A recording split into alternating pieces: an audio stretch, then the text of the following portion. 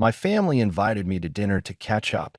Once the check arrived, they all pretended to forget their wallets. I just smiled, left a single dollar on the table, and walked out without saying a word. I read it. I'm Alina, 39F, and this story has been simmering in the back of my mind for a while now. I wasn't sure if I'd ever post it, but honestly, writing it out might help me process the sheer audacity of what went down. A bit of background to set the scene. I grew up in what you might call a dysfunctional but presentable family. The kind where you smile for the Christmas card but get emotionally sucker punched the moment the camera's off. My parents, Jules and Marianne, were always more invested in appearances than in actual relationships. And my older brother, Remy, 41M, followed right in their footsteps, charming, successful on paper, but a master manipulator behind closed doors. I was the one who veered off script. I didn't marry the guy they liked. I didn't go into finance or medicine or law. I pursued graphic design, freelance for years, built a solid client base, and eventually started my own business. It wasn't flashy, but it paid well, better than they assumed, which I kept that way on purpose. For years, we had this weird push-pull relationship. They'd ignore me until they wanted something, a website for one of Dad's business buddies, help designing a flyer for Remy's wife's yoga studio, that kind of thing. I'd say no sometimes, but guilt trips were my mother's native language. We hadn't spoken much since the Christmas incident 2 years ago. Long story short, I called out my dad for making a passive-aggressive toast about selfish daughters who think independence means abandoning their family. Remy laughed. My mom looked like I'd slapped her. I left before dessert. That was the last family event I attended. So when I got a text out of the blue from my mom last month saying, "Dinner this Saturday? Just the family. We miss you," I was suspicious. But curiosity got the better of me. Also, I won't lie, I kind of wanted to see what this was really about. We met at this Italian place downtown, La Casina. Not cheap, but not over the top either. My parents were already seated when I got there, all dressed up like they were going to the opera. Remy showed up 10 minutes late with his wife, Liana, who air-kissed me like I was a distant acquaintance she just remembered existed. I kept things polite but distant. Conversation was stilted at first. Mom asked about my business like she didn't already stalk my LinkedIn, and Dad pretended to be interested in my recent trip to Lisbon. Remy dominated most of the dinner, bragging about some new consulting deal he was working on. Liana kept asking me weirdly invasive questions like, "So you're still living in that tiny place near the park? And do you ever think about getting a real office?" I just smiled and nodded, sipping my wine and letting them talk. It wasn't until halfway through dessert that things got odd. My dad leaned back in his chair and said, "It's really nice that we can all come together like this. Just enjoy each other's company. No drama, no tension, just family." Now, maybe I'm paranoid. Maybe years of walking on eggshells made me overly suspicious, but something about his tone felt rehearsed, like he was building to something. And sure enough, right after the tiramisu landed, Remy let out this dramatic sigh and said, "Well, actually, there is something we wanted to talk to you about, Lena." The table went quiet. Liana put her fork down, like this was all perfectly choreographed. "It's not a big deal," she said quickly, "but we figured dinner would be a nice neutral space to bring it up." I put my fork down too. "All right, let's hear it." Remy folded his hands. "We're thinking about expanding the studio. A second location. Maybe even franchising. But to do that, we need to tighten up our branding. Website, socials, signage, all of it. And, well, you're the best designer we know." I blinked. "You want me to rebrand your business?" "Exactly," Liana said, nodding eagerly. "Obviously, we'd pay you. Just, family rates." I bit back a laugh. What exactly is the family rate? There was an awkward silence. "Free," my dad said eventually, not even bothering to sound sheepish. I looked around the table. All of them were smiling, waiting for me to say yes. Like it was a foregone conclusion. Like I owed it to them. I leaned back. "You invited me to dinner just to ask for free labor?" Remy bristled. "Come on, it's not just that. We wanted to catch up. This just came up naturally." "Right," I said, glancing at my mother, who was already pulling the guilt card. Her lips were pressed into that tight line that meant she was deciding whether to fake cry or scold me. Maybe both. We thought it would be nice to support each other, she said. Like a real family. Don't you think that's important, Alina? I didn't answer. Not right away. Because in that moment, I was busy realizing something. They didn't care about me being there. They didn't miss me. They just thought I might be useful. And that realization was starting to settle in like lead in my stomach. I didn't say anything for a long moment. I just sat there, swirling the last sip of my drink around in the glass, watching the light catch the rim. I was buying myself time, sure, but I also wanted to see if they'd realize how strange the silence was, if any of them would shift uncomfortably or try to walk it back. But no one did. If anything, they seemed confident, settled, like they thought they had me right where they wanted me. Eventually, I put the glass down and folded my hands in my lap. You know, I said slowly, I've done a lot of thinking over the past couple years. About boundaries, about patterns, about the difference between family and familiarity. Remy raised an eyebrow. What are you talking about? I'm talking about this, I said, motioning to the table. All of this. You invite me out for dinner for the first time in 2 years, pretend like you want to catch up, and then spring a business favor on me like it's dessert. My mom gave a little theatrical sigh. Alina, don't make this into something it's not. We just thought it would be nice to reconnect and maybe support each other's goals. You run a design business. They need design help. It's not that complicated. That's not support, I said quietly. Support would be hiring me like a professional, not cornering me at a dinner you pretended was about reconnecting. Remy rolled his eyes and leaned back in his chair like I was being dramatic. You always overthink everything. It's not that deep. We just figured, hey, you're family. And you're good at what you do. Win-win. Liana jumped in, smiling that tight, polished smile of hers. I mean, we're trying to grow the studio, and we really thought this could be a family project. We want to keep things in the family, you know. I gave a short laugh. That's rich, considering how often you all treated me like I was barely part of it. My dad gave me that look he always did when I started to push back, a careful blend of disappointment and condescension. Alina, we're trying here. It would be nice if, just once, you didn't assume the worst of us. I don't assume the worst, I said, keeping my voice even. I remember it. That made him sit back. No one said anything after that for a beat too long. Then, as if on cue, the server returned. She placed the folded check neatly in the center of the table and gave us all a warm smile. Whenever you're ready, she said. And suddenly, things shifted.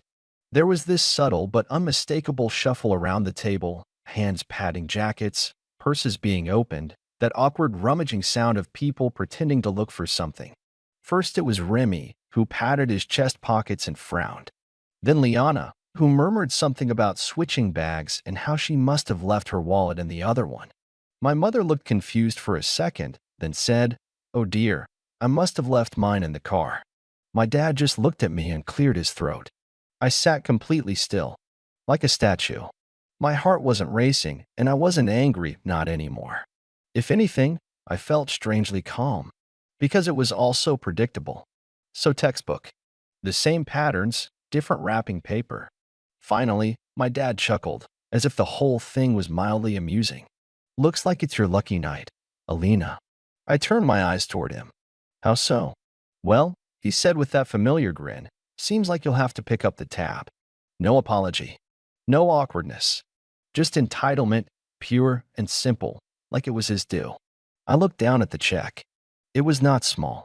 Appetizers, entrees, drinks, dessert, all of it. They hadn't held back. Liana had ordered the ravioli special and an antipasto platter she barely touched. Remy got the steak. My dad had a second glass of his usual. Even my mom, who used to pinch pennies like they were fragile, had indulged. It was like they'd planned it, like they knew exactly what they were doing. And maybe they did. I reached into my purse, not hurried, not flustered. I pulled out my wallet and flipped it open, all while keeping my eyes on the check in front of me. Then I carefully, very deliberately, took out a single crisp dollar bill and laid it on the table. Silence. Remy frowned. What are you doing? I stood up, smoothed out my jacket, picked up my purse. My mother blinked. Alina, what is this? I didn't answer them. Not yet. Because something had shifted inside me. Something I hadn't fully acknowledged until that moment. It wasn't anger. It wasn't sadness. It was clarity. I walked around the table slowly, savoring their confusion. Then, just as I reached the edge of the table closest to the door, I paused, turned, and smiled. A real smile. Not forced. Not polite. Then, without a single word, I walked out of the restaurant. I could hear my mother calling my name behind me. I could hear chairs scraping, confused murmurs. My father's voice, low and sharp. But I didn't stop. I walked straight to my car, unlocked it with a satisfying click, and got in. I sat there for a moment, hands on the steering wheel, staring at the glow of the restaurant through the windshield. And I knew this was the turning point. This wasn't over. I sat in my car for what felt like forever, just staring at the flickering lights of the restaurant through the windshield. There was a strange calmness in me now, like I was watching some slow-motion drama unfold from the sidelines. A part of me had expected to feel more emotional, to feel guilty, maybe, or anxious about what they'd think of me. But all I felt was empty. But in the best possible way. There was no guilt, no second-guessing. I'd been played. Again. And I was tired of it. I let the engine run for a few minutes, letting the soft hum of the car drown out the chaos I had just left behind. Eventually, I took a deep breath and put the car in reverse. I didn't turn around. I didn't look back. I had no plans to go home immediately. No, I was going to let them stew for a while. It would be a while before they realized that I wasn't coming back. Not tonight, not ever, not in the way they wanted me to. I drove for a bit, aimlessly at first, but eventually I ended up by the park, a quiet place where I could think without distractions. I parked near the edge, just out of view of the main entrance, and sat there for another half hour, letting everything sink in. I knew what I had to do. But first, I needed to let them feel the sting. The next day, my phone buzzed constantly with messages from my family. At first, it was just a few, like normal, Mom asking me if I was okay, Remy making light of the situation, and Liana sending a passive-aggressive text about family sticking together. But after a few hours, the messages grew desperate, each one escalating. Remy was the first to call, but I let it ring. I wasn't in the mood for his smooth, manipulative tone. By the time my dad left a voicemail, I was already starting to think of my next move. He didn't even leave a greeting. Just jumped straight into the, I don't understand what your problem is, Alina. We're just family. Why are you making this so difficult? Routine. I let the voicemail sit. It wasn't worth answering. But the real turning point came when my mom finally texted me late in the evening. Alina, please talk to us. We just wanted to be together again. This is ridiculous. We are family. I stared at the message for a long time, weighing my options. I could have ignored them, kept playing it cold, keep my distance. But that wouldn't be enough. I didn't just want them to feel bad. I wanted them to learn something, to understand how it felt to be constantly overlooked, used, and manipulated for their own convenience. I smiled to myself. A slow, satisfied grin. It was time to turn the tables. I waited until the next morning, early, around 8 a.m., when I knew everyone would be awake and checking their phones. I started crafting my response. It wasn't going to be short or snappy. It was going to be calculated. To the point. I opened the text app and started typing. I don't think you all understand how damaging it's been for me, being part of this family. You're right that we don't talk much, but that's because every time we do, it's about what I can do for you. You don't reach out because you care. You reach out because you want something. Remy, you don't get to call me Lena and pretend we're close when the only time you want to hear from me is when it involves your business. Mom, your manipulation has always been subtle, but it's there. I see it. I'm not a fool. And Dad, you can't keep pretending you care about me when you never showed up when it mattered. I paused after typing that. I could already feel the weight of it, the way the words would land. But I wasn't done. You all act like family is some sort of favor you've done for me, but it's never been about love. It's always been about what I can provide for you. I'm done being your personal design service. I'm done with the guilt trips. I'm done with all of it. If you need me, you know where I am. But don't expect anything for free anymore. I'm done being family when it only matters when it's convenient for you. I reread it once more, then twice. And with a deep breath, I hit send. The phone buzzed almost immediately.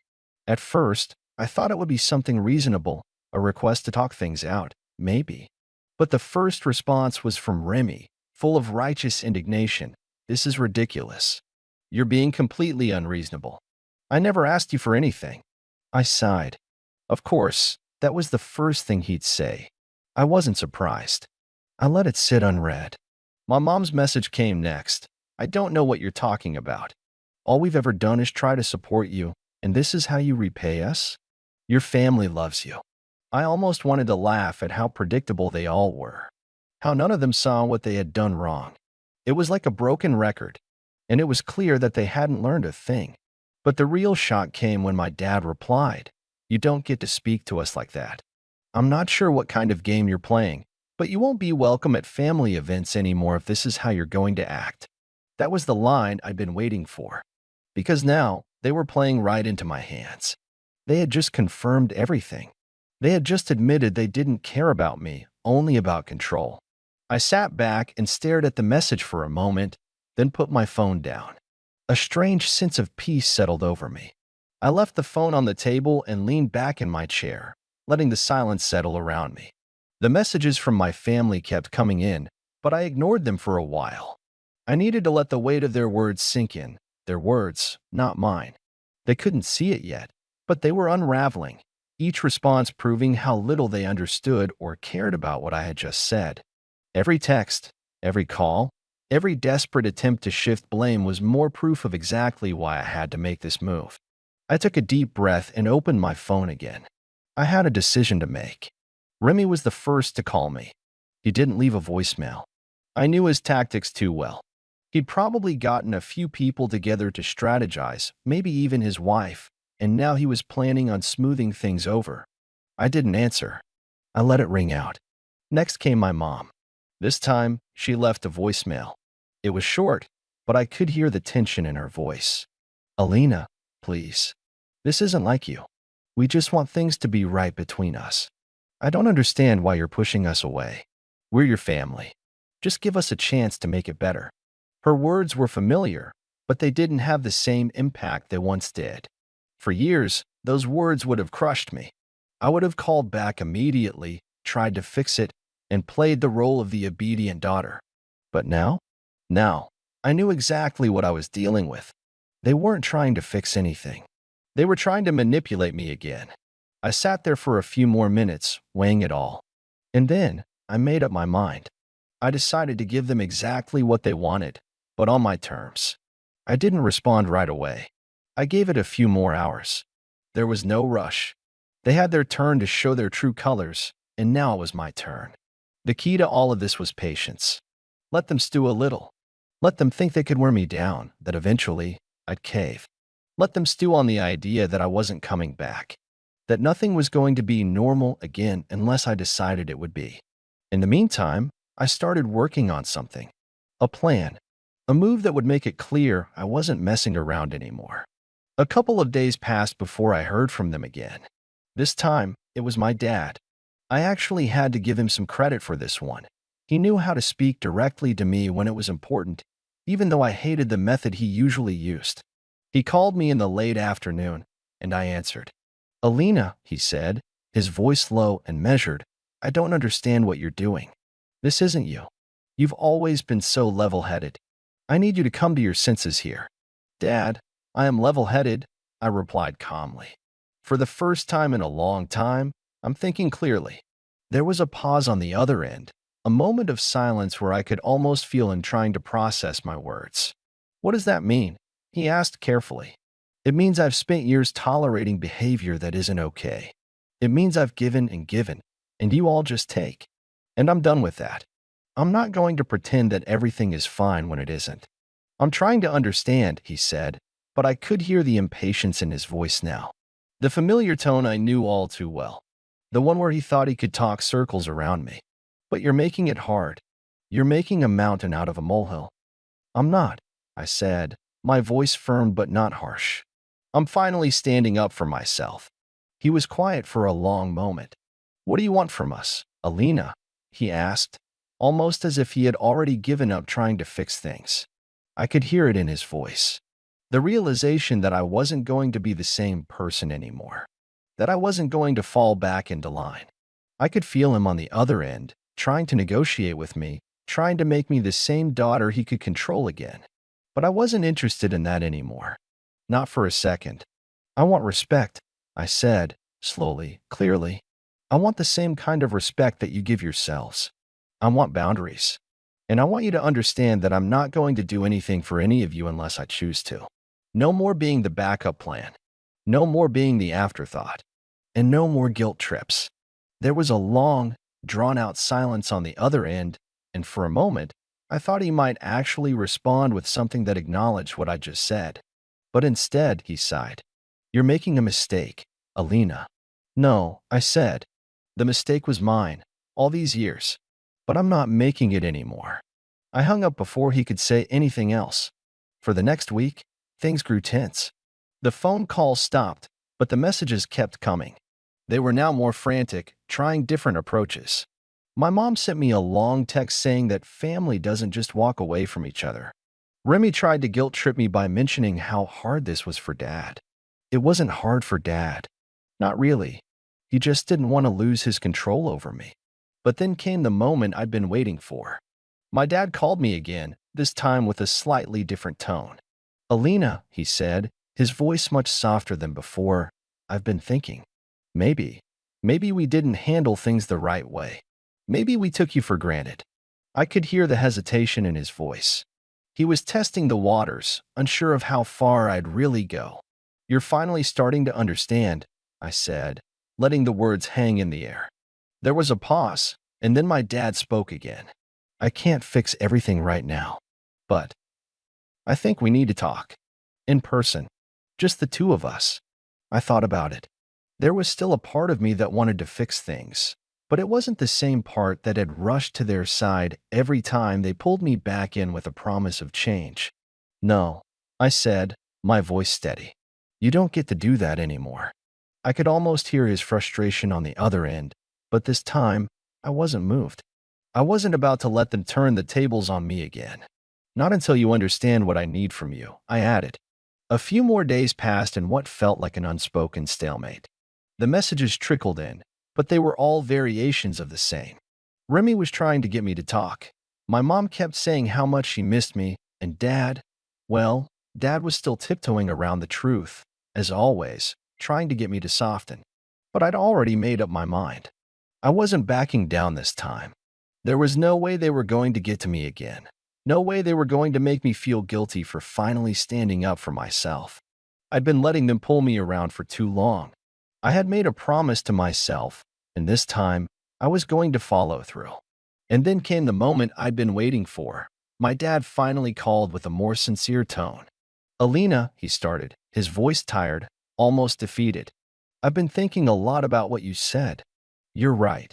We haven't treated you the way you deserve. I get that now. I waited for him to continue. We made you feel like you were just there to serve us. And I want to fix that. Not just for you, but for us. I don't want to lose you, Alina. But I also know I need to show you that I respect your boundaries. It was the first time in ages that he hadn't tried to guilt me into coming back. The first time he'd spoken to me like an equal instead of someone he could manipulate. And it took me by surprise.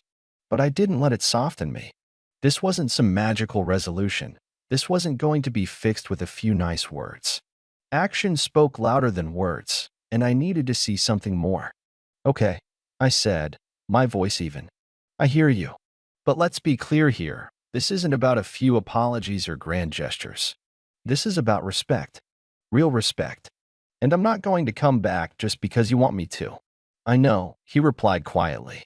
I understand. I'm not asking you to fix everything all at once. I let the silence linger, letting him sit with his words.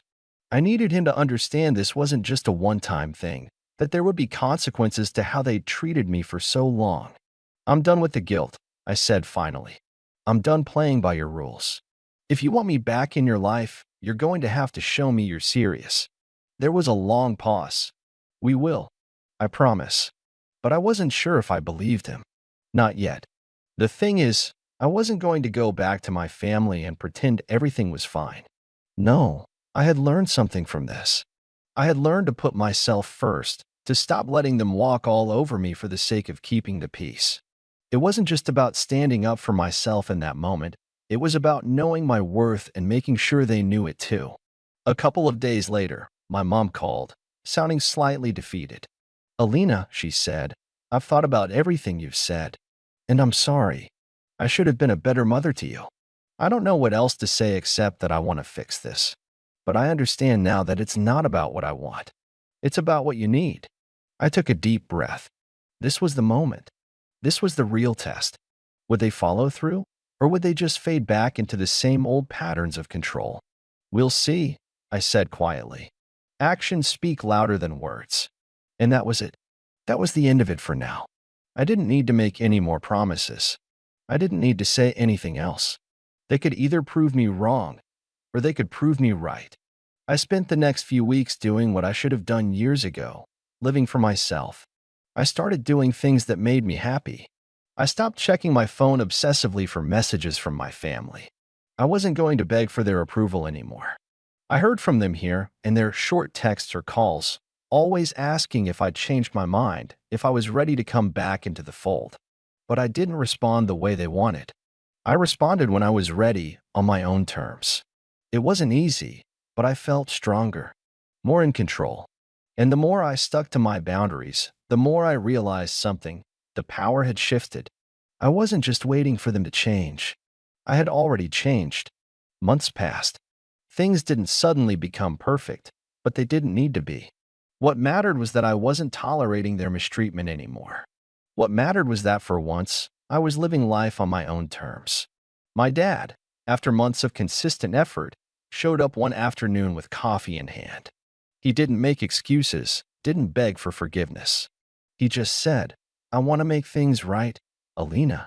I know it'll take time, but I'm willing to prove it. And for the first time in a long time, I felt like he might actually mean it. I wasn't ready to fully embrace them back into my life just yet, but I could see a glimmer of change, and that was enough.